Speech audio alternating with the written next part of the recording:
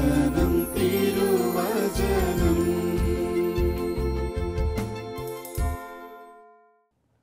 പിതാവിൻ്റെയും പുത്രൻ്റെയും പരിശുദ്ധാത്മാവിൻ്റെയും നാമത്തിൽ ആമേൻ. ഷാലോം ടെലിവിഷനിലൂടെ തിരുവചനം ശ്രവിക്കുന്ന നിങ്ങളെല്ലാവരെയും ദൈവം സമൃദ്ധമായി അനുഗ്രഹിക്കട്ടെ എന്ന് പ്രാർത്ഥിക്കുന്നു.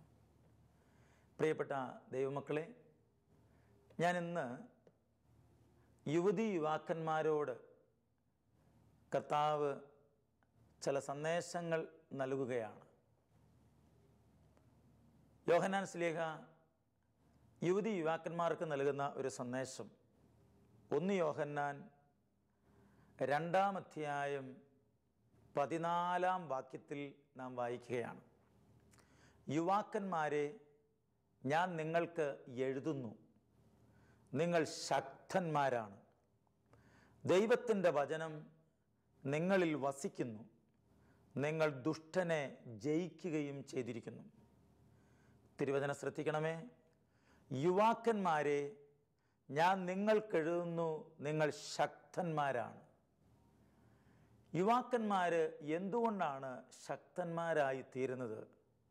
അതിന് യോഹന്നാൻ ശ്ലീഹ തന്നെ ഉത്തരം പറഞ്ഞു വച്ചിരിക്കുകയാണ്. ദൈവത്തിൻ്റെ വചനം നിങ്ങളിൽ വസിക്കുന്നു.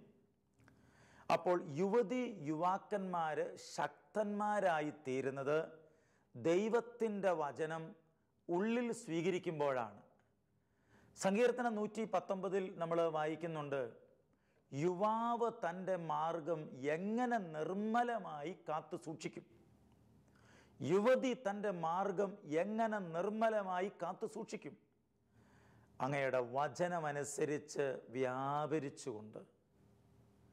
ചില ആളുകൾ യുവാക്കന്മാരോട് പറയുന്ന ഒരു വാക്കുണ്ട്, നിങ്ങൾക്ക് ശക്തി കിട്ടണമെങ്കിൽ, ബലം കിട്ടണമെങ്കിൽ അല്പം മദ്യപിക്കുന്നത് നല്ലതാണ്, പുകവലിക്കുന്നത് നല്ലതാണ്, കഞ്ചാവ് വലിക്കുന്നത് നല്ലതാണ്, മയക്കുമരുന്ന് ഉപയോഗിക്കുന്നത് നല്ലതാണ്. എന്നാൽ ഇതൊന്നും യുവാക്കന്മാരെ ശക്തന്മാരാക്കി തീർക്കുന്നതല്ല. ഇന്ന് അനേകം യുവാക്കന്മാർ മദ്യപാനത്തിൻ്റെയും മയക്കുമരുന്നിൻ്റെയും ബന്ധനത്തിൽപ്പെട്ട് തകരുന്നുണ്ട്.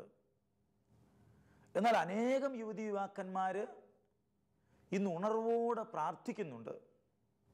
പണ്ട് എന്നതിനേക്കാൾ കൂടുതൽ യുവാക്കന്മാർ ഈ കാലഘട്ടത്തിൽ പ്രാർത്ഥിക്കുന്നുണ്ട്. പണ്ട് കോളേജ് ക്യാമ്പസുകളിലൊന്നും ധ്യാനം ഉണ്ടായിരുന്നില്ല.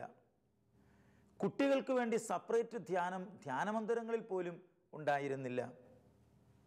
ധ്യാനമന്ദിരങ്ങൾ തന്നെ ഉണ്ടായിട്ട് കുറേ കാലങ്ങളെ ആയിട്ടുള്ളൂ. ഇപ്പോൾ ധ്യാനമന്ദിരങ്ങളായി ധാരാളം ധ്യാനമന്ദിരങ്ങൾ. കേരളത്തിൽ തന്നെ 100-ൽ പരം ധ്യാനമന്ദിരങ്ങളുണ്ട്.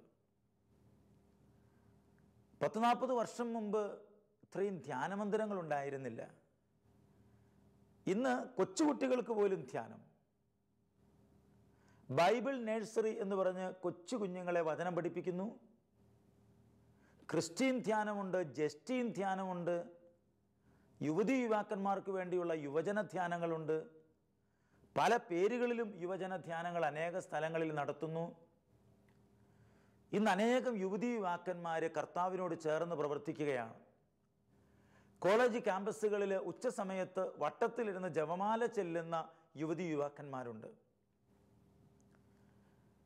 അനേകം യുവാക്കന്മാർ അവരുടെ ജോലി പോലും വേണ്ടായെന്ന് വെച്ച് കർത്താവിന് വേണ്ടി ഇറങ്ങി പുറപ്പെടുന്നു. അങ്ങനെയുള്ളവരുടെ ജീവിതവും കുടുംബവും തലമുറയൊക്കെ അനുഗ്രഹിക്കപ്പെടും. അതിന് യാതൊരു സംശയവുമില്ല.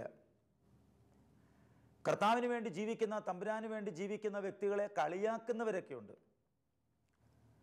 കളിയാക്കുന്നവരെ നോക്കി ഒരിക്കലും യുവാക്കന്മാരെ നിങ്ങൾ ഭാരപ്പെടരുത്. നിങ്ങൾ ശക്തന്മാരാണ്. മറ്റുള്ളവരുടെ വാക്ക് കേട്ട് തളർന്നു പോകേണ്ടവരല്ല നിങ്ങൾ. തിരുവചനം പഠിപ്പിക്കുന്നത് നിങ്ങൾ ശക്തന്മാരാണെന്നാണ്.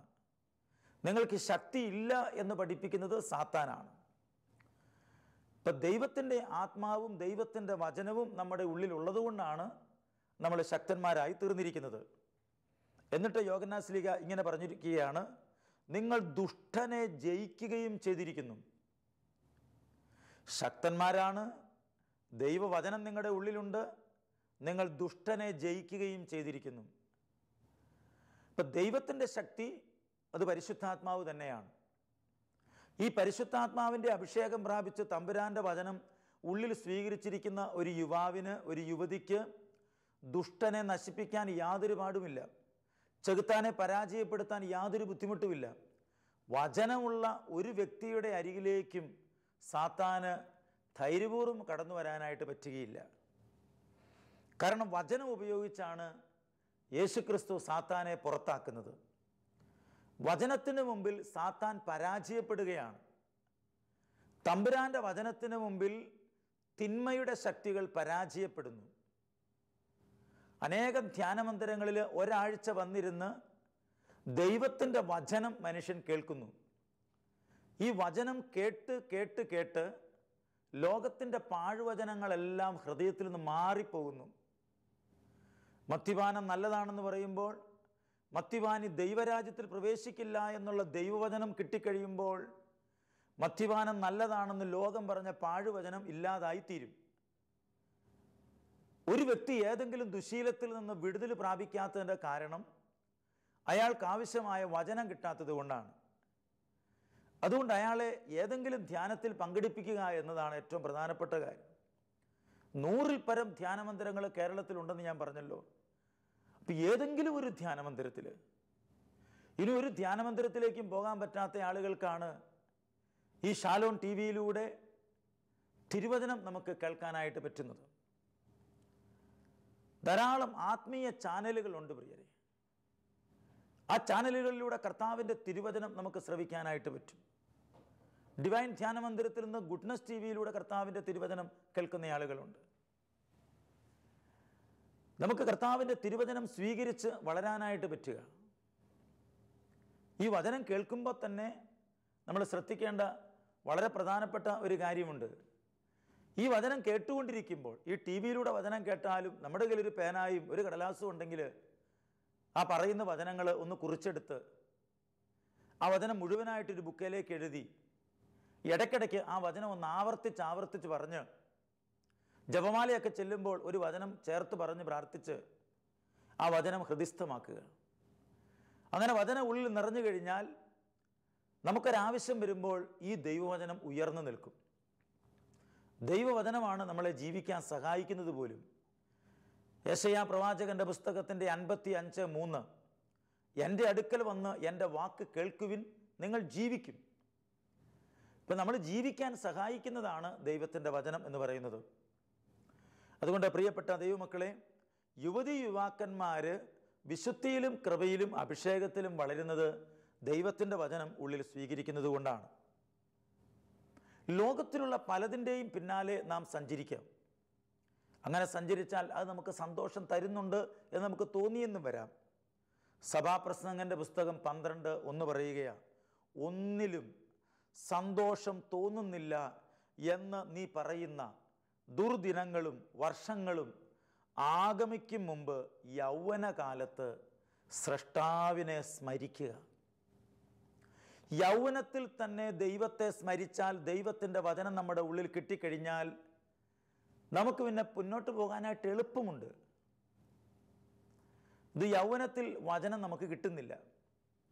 യൗവനത്തിൽ വചനം കിട്ടാതെ പാപത്തിൻ്റെ വഴികളിലൂടെ മാത്രം സഞ്ചരിച്ച് ശരീരത്തിൻ്റെ എന്തെല്ലാം ഇഷ്ടങ്ങളുണ്ടായിരുന്നോ ആ ഇഷ്ടമെല്ലാം അനുസരിച്ച് ജീവിക്കുന്നു.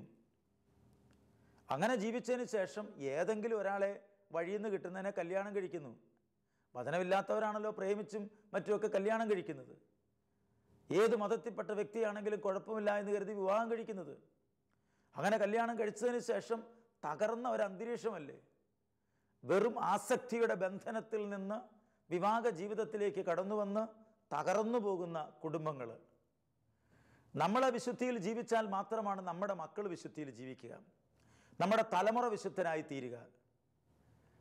നമ്മൾ ഈ പാപം വഴി മുന്നോട്ട് പോയാൽ, ഇഷ്ടപ്പെട്ട സന്തോഷത്തിൻ്റെ പിന്നാലെയൊക്കെ പോയാൽ, ഒരു ദിവസം ഒന്നിനും സന്തോഷം തോന്നാത്ത ഒരു സമയം നമുക്കുണ്ടാവും. ഒന്നിലും നമുക്ക് സന്തോഷിക്കാൻ പറ്റുന്നില്ല, ആനന്ദിക്കാൻ പറ്റുന്നില്ല. അങ്ങനെ ഒരു അവസ്ഥയിലേക്ക് നാം എത്തും. അതുകൊണ്ട് യൗവനത്തിലെ ഈ ചെറുപ്രായത്തിലെ ദൈവവചനം സ്വീകരിക്കുവാനും ദൈവത്തെ സ്വന്തമാക്കുവാനും നിങ്ങൾ ആഗ്രഹിക്കുക. തിരുവചനം പഠിപ്പിക്കുന്ന മറ്റൊരു കാര്യം സഭാപ്രസംഗൻ്റെ പുസ്തകം 11-ാം അധ്യായം 9-ാം വാക്യത്തിൽ നാം ഇങ്ങനെ കാണുകയാണ്. യുവാവേ, യുവത്വത്തിൽ നീ സന്തോഷിക്കുക. യൗവനത്തിൻ്റെ നാളുകളിൽ നിന്റെ ഹൃദയം നിന്നെ ആനന്ദിപ്പിക്കട്ടെ. ഹൃദയത്തിൻ്റെ പ്രേരണകളെയും കണ്ണിൻ്റെ അഭിലാഷങ്ങളെയും പിൻചൊല്ലുക. എന്നാൽ ഓർമ്മിച്ചുകൊള്ളുക, ഇവയ്ക്കെല്ലാം ദൈവം നിന്നെ ന്യായവിധിക്കായി വിളിക്കും. മനസ്സിൽ നിന്ന് ആകുലത അകറ്റുക, ശരീരത്തിൽ നിന്ന് വേദന ദൂരീകരിക്കുക. യുവത്വവും ജീവിതത്തിൻ്റെ പ്രഭാതവും മിഥ്യയാണ് എന്ന കാര്യം മറക്കരുത്. പ്രിയപ്പെട്ട ദൈവമക്കളെ, കഴിഞ്ഞ നാളിൽ ഡിവൈൻ ധ്യാനമന്ദിരത്തിലൊരു ചെറുപ്പക്കാരൻ വന്നിട്ട് എന്നോട് ഇങ്ങനെ പറയുകയാണ്, എൻ്റെ കൈയും കാലും തലയുടെ ഒരു ഭാഗവും എൻ്റെ അപ്പനും അമ്മയും 2 വശത്തും കൂടെ നിന്ന് തല്ലി ഒടിച്ചിരിക്കുകയാണ്. ഞാൻ ചോദിച്ചത്, എന്തൊരപ്പനും അമ്മയാണ് ഇങ്ങനെ തന്നെ തല്ലാനായിട്ടുള്ള കാരണം എന്താണ്? അവൻ എന്നോട് പറഞ്ഞത് എന്നാണെന്നറിയാമോ?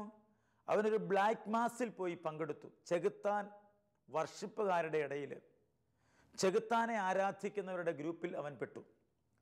അങ്ങനെ ചെകുത്താനെ ആരാധിക്കാനായിട്ട് അവിടെ ചെല്ലുമ്പോൾ ചെകുത്താൻ്റെ പ്രവൃത്തി സകല തിന്മകളും ചെയ്യിപ്പിക്കുക എന്നുള്ളതാണ്. അതുകൊണ്ട് എല്ലാ തിന്മയ്ക്കുമുള്ള ഒരു ലൈസൻസ് ഈ ചെകുത്താൻ വർഷിപ്പുകാരുടെ ഇടയിലുണ്ട്. അങ്ങനെ സകല തിന്മകളും അവൻ ചെയ്യുകയാണ്.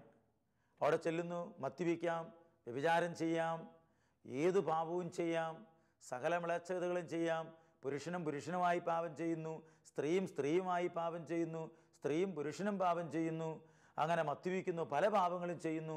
പലയാവർത്തി അത് ചെയ്തു കഴിഞ്ഞപ്പോൾ അവൻ്റെ മനസ്സിന് വല്ലാത്തൊരു മടുപ്പ്, വല്ലാത്ത മടുപ്പ്. അവൻ അതിൽ നിന്ന് പിന്തിരിയാൻ ആഗ്രഹിക്കുന്നു. പക്ഷെ അവൻ്റെ കൂട്ടുകാർ വീണ്ടും തിരിച്ചങ്ങോട്ട് വിളിക്കുകയാണ്. ഇത് മനസ്സിലാക്കിയ അപ്പനും അമ്മയും പറയുകയാണ്, ഞങ്ങൾക്കിങ്ങനെ ഒരു മകനില്ല, നീ ചത്താ മതി എന്ന് പറഞ്ഞ് അപ്പുറത്തും ഇപ്പുറത്തും കൂടെ തല്ലിയതാണ്. അങ്ങനെ തല്ലി ഒടിച്ചൊരു പരുവാക്കി ബന്ധുക്കളാരോ ഇടപെട്ട് ഡിവൈനി കൊണ്ടുവന്നിരിക്കുകയാണ്. അവൻ പറയുകയാണ്, എനിക്ക് ആരംഭത്തിൽ അതൊക്കെ ഒരു സന്തോഷമായിരുന്നു, പക്ഷേ കുറേ കഴിഞ്ഞപ്പോഴേക്ക് അങ്ങോട്ട് പോകുന്ന കാര്യം ഓർക്കുമ്പോൾ തന്നെ വല്ലാത്ത പ്രയാസമാണ്. ഒരു സന്തോഷവും അതിലെനിക്ക് കാണാനായിട്ട് പറ്റിയില്ലെന്ന്. ആദ്യം ഒരു സന്തോഷമായിരുന്നു, ആ ഡാൻസും ആ പാട്ടും ആ ബഹളവും ആ പാപവും ഒക്കെ അവന് സന്തോഷം നൽകി. പക്ഷേ കുറേ കഴിഞ്ഞപ്പോൾ അത് മനസ്സിനെ വല്ലാണ്ട് ഭാരപ്പെടുത്താൻ തുടങ്ങി. പാപത്തിൻ്റെ സന്തോഷം എന്നൊക്കെ പറയുന്നത് ശരീരത്തിൽ മാത്രം അനുഭവിക്കാൻ പറ്റുന്നൊരു കാര്യമാണ്. ആത്മാവിന് അതൊരിക്കലും സന്തോഷിക്കാൻ പറ്റുകയില്ല. ആത്മാവ് എപ്പോഴും അതിനെ വിലക്കിക്കൊണ്ടിരിക്കും. അത് ചെയ്യരുത്, അങ്ങനെ ചെയ്യരുത്, അങ്ങനെ ചെയ്യരുത്. അത് എല്ലാ മനുഷ്യൻ്റെയും ഉള്ളിൽ പ്രേരക വരപ്രസാദം കിടപ്പുണ്ട്. നന്മ ചെയ്യണം, തിന്മ ചെയ്യരുത് എന്ന് പറയുന്ന ആത്മാവിൻ്റെ ഒരഭിഷേകത്തിനാണ് പ്രേരക വരപ്രസാദം എന്ന് പറയുന്നത്.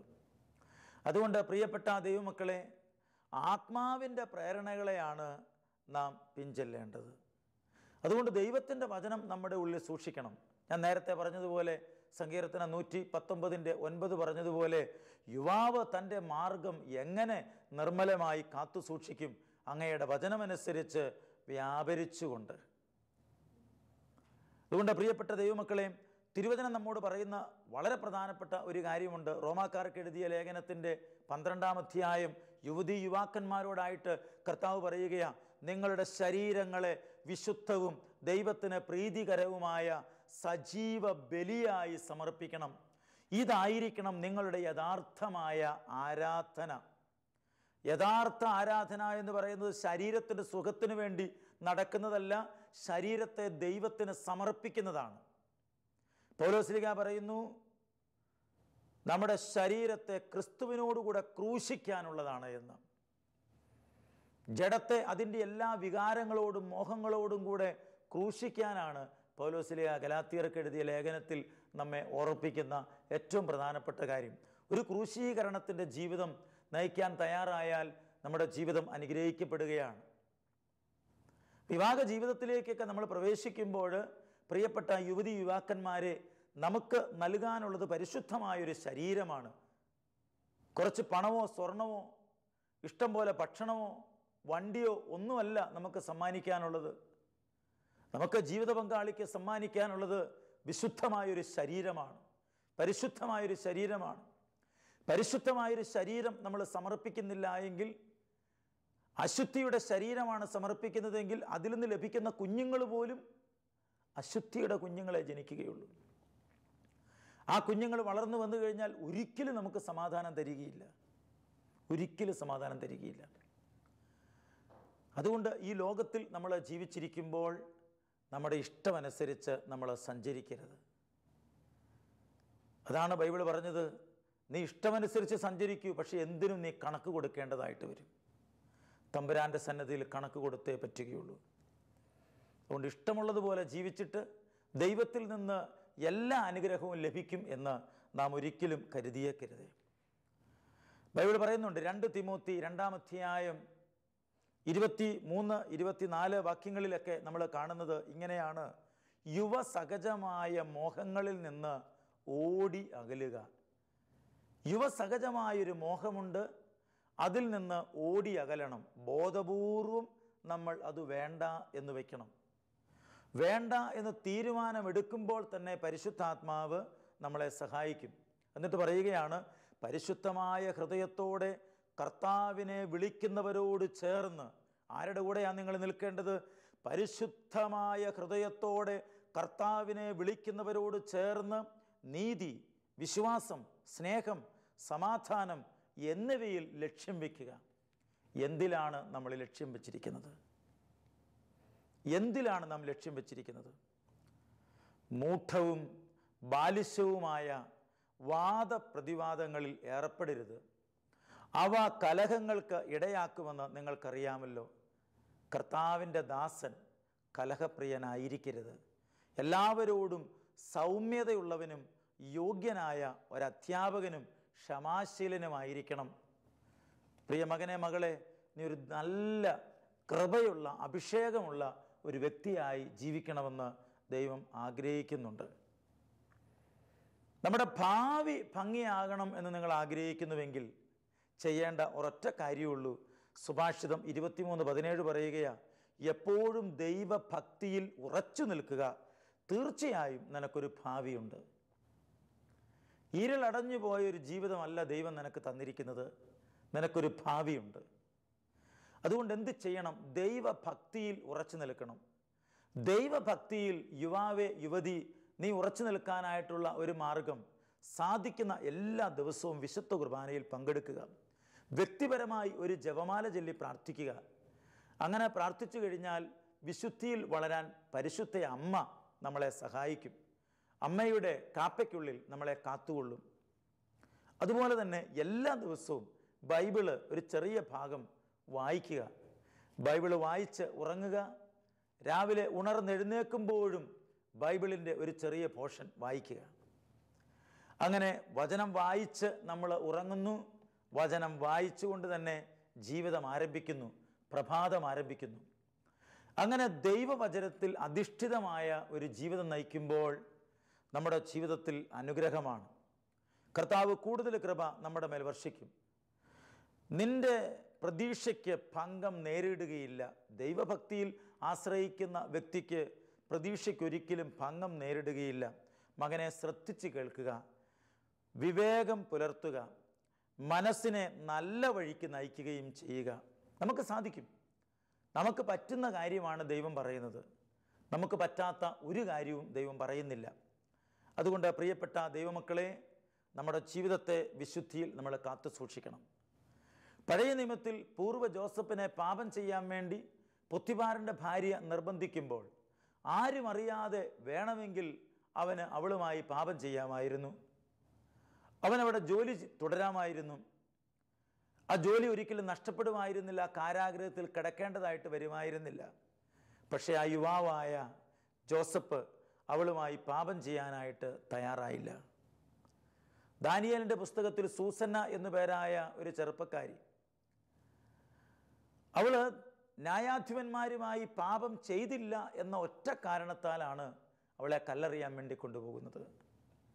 പക്ഷേ പോകുന്ന പോക്കിൽ അവളൊരു പ്രാർത്ഥന നടത്തി, ഇവരെൻ്റെ മേൽ ആരോപിക്കുന്ന ഒരു തെറ്റും കർത്താവെ ഞാൻ ചെയ്തിട്ടില്ല. ഇവർ കള്ളസാക്ഷ്യം പറഞ്ഞിരിക്കുകയാണ്. കർത്താവ് അവളുടെ പ്രാർത്ഥന കേട്ടു. കർത്താവ് അവളെ അനുഗ്രഹിക്കുകയും ചെയ്തു. ആ ന്യായാധിപന്മാരുടെ പിടിയിൽ നിന്ന് അത്ഭുതകരമായി ദാനിയേൽ എന്ന ചെറുപ്പക്കാരനിലൂടെ സൂസന്നയെ രക്ഷപ്പെടുത്തുകയാണ്.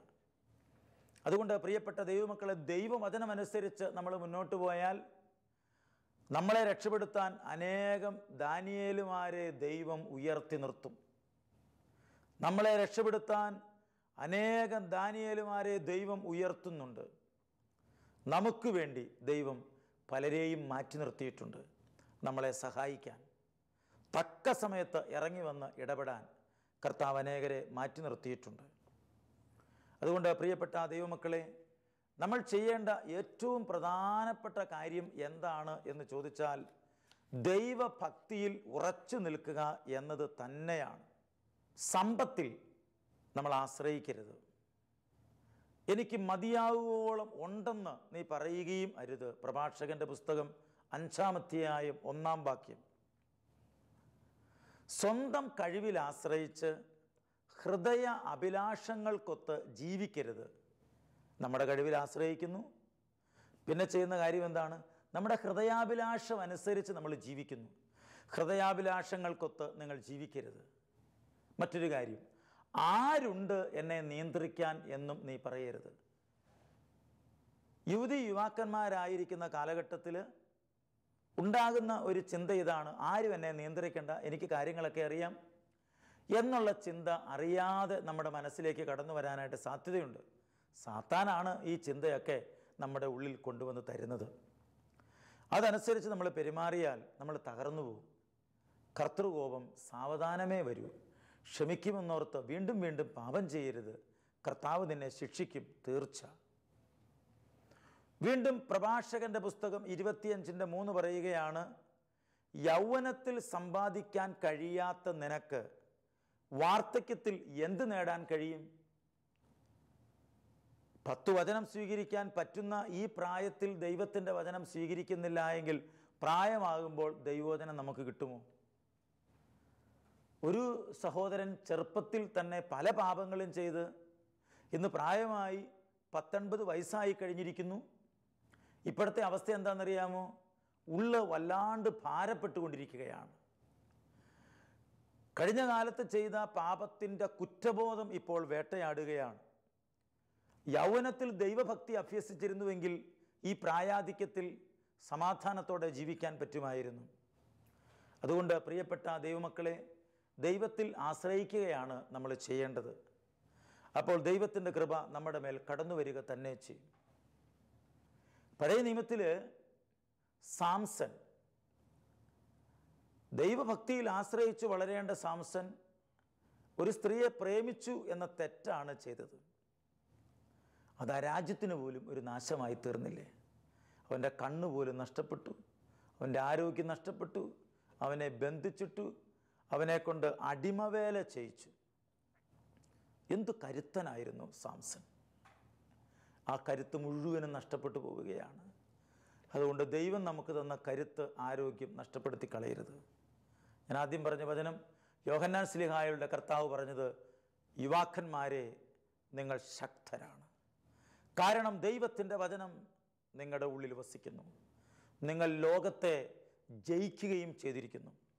ഇന്ന് അനേകം യുവാക്കന്മാർ കോളേജ് ക്യാമ്പസുകളിൽ ഇറങ്ങി, അനേകം വഴികളിലേക്ക് ഇറങ്ങി, അനേകം ഭവനങ്ങളിലേക്ക് ഇറങ്ങി, അനേകം ധ്യാനമന്ദിരങ്ങളിലേക്ക് ആളുകളെ കൊണ്ടുപോകുന്നവരും അനേകരെ ഈശോയ്ക്ക് വേണ്ടി നേടിയെടുക്കുന്നവരുമായി തീർന്നിട്ടുണ്ട്.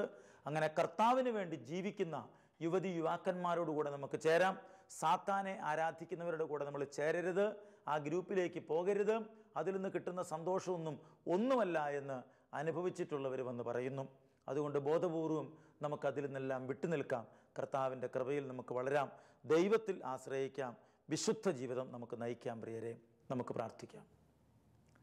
കർത്താവെ, എല്ലാ യുവാക്കന്മാരെയും അനുഗ്രഹിക്കണമേ.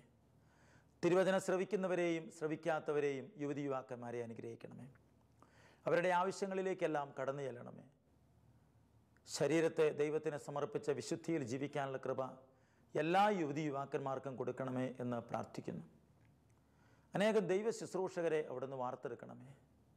ദൈവ ശുശ്രൂഷ ചെയ്യാനുള്ള ദാഹവും ആഗ്രഹവും എല്ലാ യുവതി യുവാക്കന്മാർക്കും കൊടുക്കണമേ. ചെറിയ പാപത്തിൽ നിന്ന് പോലും വിട്ടു നിൽക്കാനുള്ള കൃപ നൽകി അനുഗ്രഹിക്കണമേ എന്ന് പ്രാർത്ഥിക്കുന്നു. പരിശുദ്ധാത്മാവിൻ്റെ നവമായ അഭിഷേകം നൽകി വഴി നടത്തണമേ. നിത്യം പിതാവും പുത്രനും പരിശുദ്ധാത്മാവുമായ സർവേശ്വര എന്നേക്കും ആമേൻ.